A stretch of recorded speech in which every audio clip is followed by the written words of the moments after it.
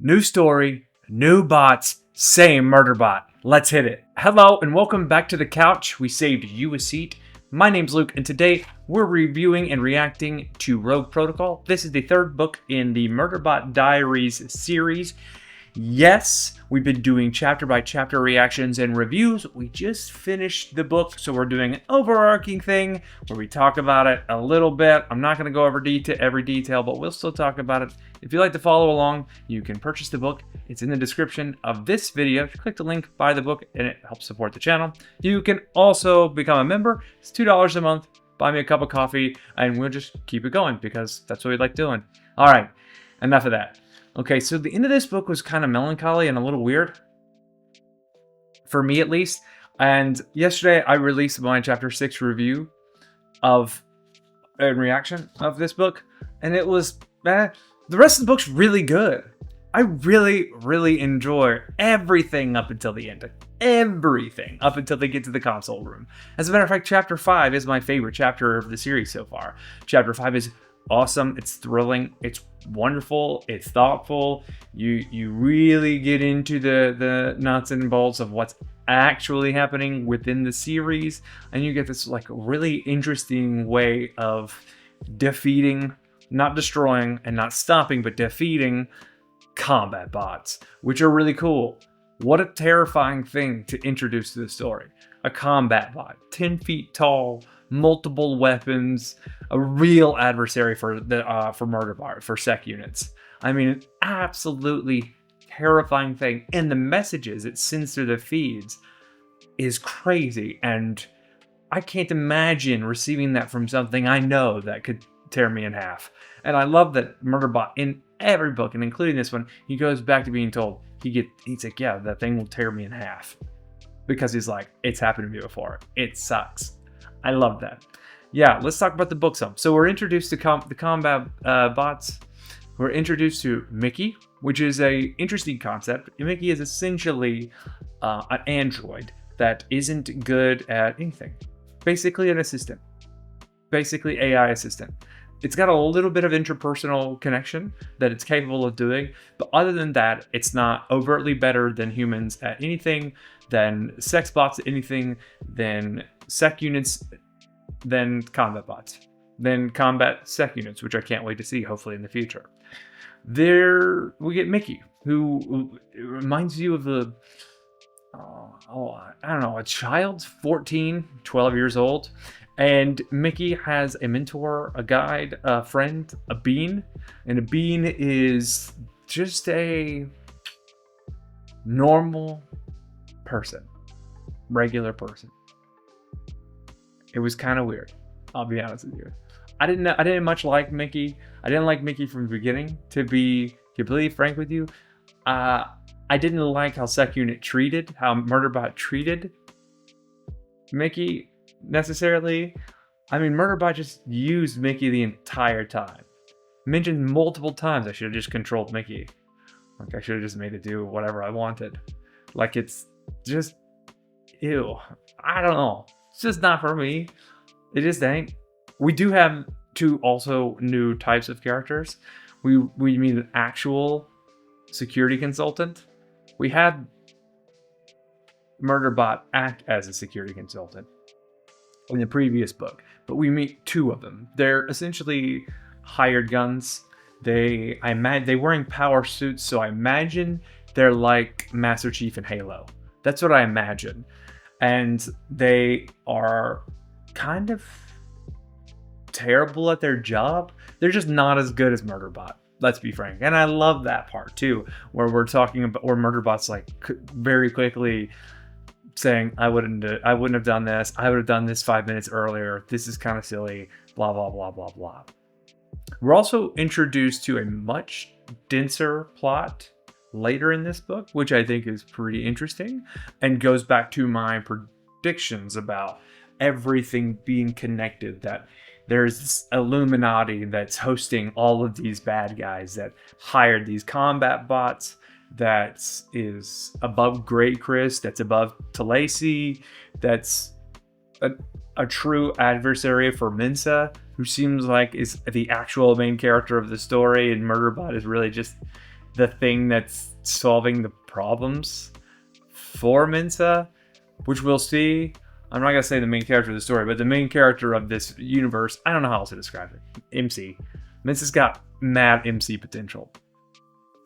This book is about the same length as the other books, which I pretty much enjoy, but I think this one would have benefited from being a little bit longer, having a little bit more segmentation in the chapters.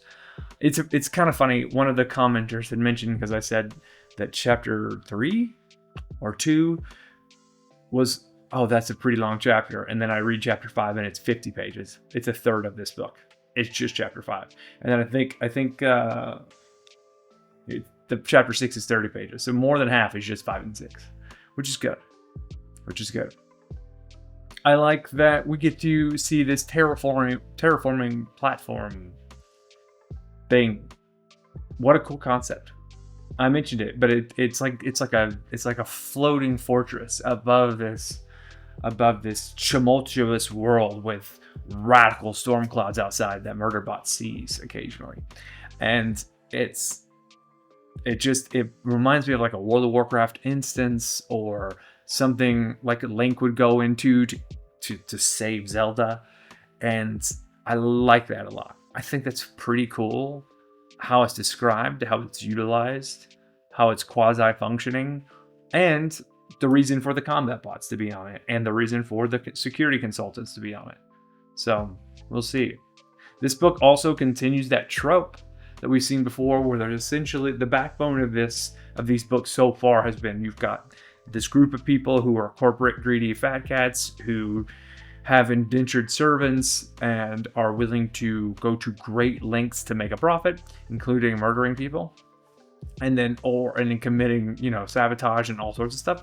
And then you've got these like socially liberal people who have multiple wives, and they care about people, and they're hippies, and they're whatever.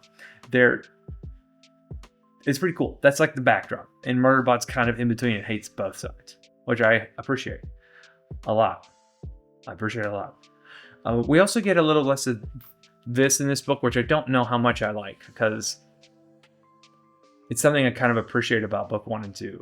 So in book 1 and 2, I'll preface it. My younger brother started watching the show. I told him I was doing chapter by chapter reactions, and he's not about to read it, but he said he would watch the show. So he started watching the show, and he was like, so Murderbot, the main guy. And I was like, yeah. He goes, is he autistic? And I was like, no. He just has a very unique circumstance for which he has interacted with humans, and he now has the capacity to interact in a way that he wants rather than the way that they want, and it messes with him. He's also relatively socially immature because he's never had this kind of freedom before, and I kind of like that. And we veered away from that being a character personality trope in this book. But we did it, it's unearned. It's not like, oh, I've met these humans and I befriended these humans, and so I've got to put my insecurities away and it becoming more of a thing. That's not even remotely close to what happens. It just stops being insecure, which is weird, strange, and I'm hoping there's a payoff soon. I'm really hoping there's a payoff soon. Also, there was no payoff for why Murderbot's there. Of course, it got some of the drone, it got some of the digger data, and it was able to mine that out of it. But one of the things, it didn't like say the evidence. We didn't see the evidence, right? We don't know. We did in the second book, but not here. It's a little bit just in the first book too, but not here. It's just a little strange. I do like this book.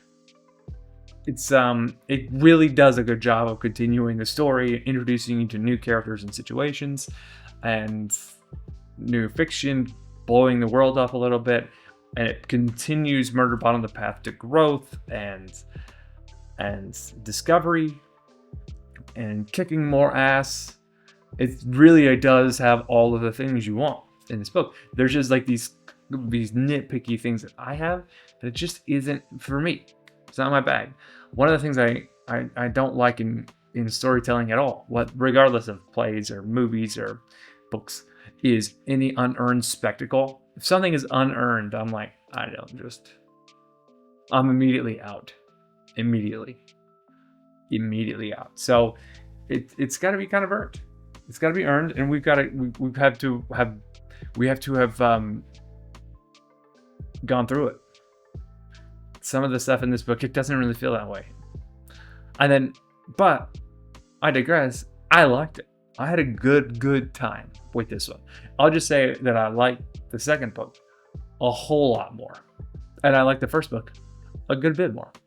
I think if I had to rank them, and I'd love to know yours, I'd go book 2, book 1, and then book 3. And so we'll see how that kind of goes.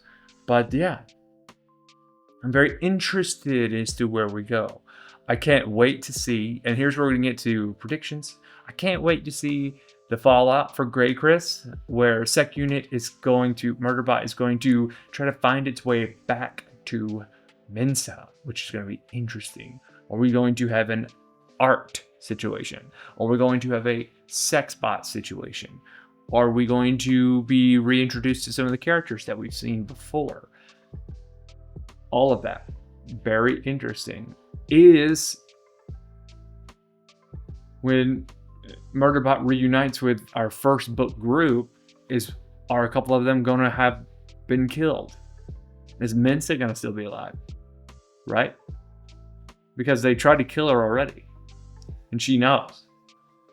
And if she outs everybody and outs them, people gonna suffer. And I don't want that to happen. So we'll see. We'll see. And I cannot wait to see a combat sec unit. What does a combat sec unit? I'm imagining one of the droids from one of the roly-poly droids from the Phantom Menace, the first episode 1 of Star Wars, where it's like, oh no, a destroyer! Look, the destroyers, and the Jedi just sprint off. Pew pew pew pew pew pew pew pew. I imagine those things, just an absolute weapon, a unit, something so unbelievably frightening that not even those big monsters in the first chapter in the first book would want anything to do with that. That's what I'm kind of expecting. So it should be a good time. We're going to continue on with book 4 here tomorrow. Hopefully, we'll see. And then I'm thinking soonish, depending on schedules, we'll do either a collaboration or something, but we're definitely going to do a book that's a book about Appalachian American folklore, tall tales. I'm going to be pretty interested in that. And so we'll introduce that soon. And then we're probably going to put that at like a 10 a.m. slot. So we'll have a 10 a.m. and a 12 noon drop. And so we'll have like one story here, noon drop. And then we might be doing Dune. Maybe. It depends on how I feel about it. I'll tell you, I told my dad about this project and he bought me Dune. And he bought himself Dune. And so he's already read the books. He read them years ago. And I've never read them. But I have seen the movie content and the show that was on Sci-Fi Channel back in the 2000s. And so we'll see. We might do Dune. But we're going to continue on to Murderbot because I think it's going to get even better. Can't wait for book 4. And let's just say, if you like this content, please like, subscribe, and share. Join the membership. And let's just keep, putting out quality stuff. But I think that's it for me. So until next time. Later, taters.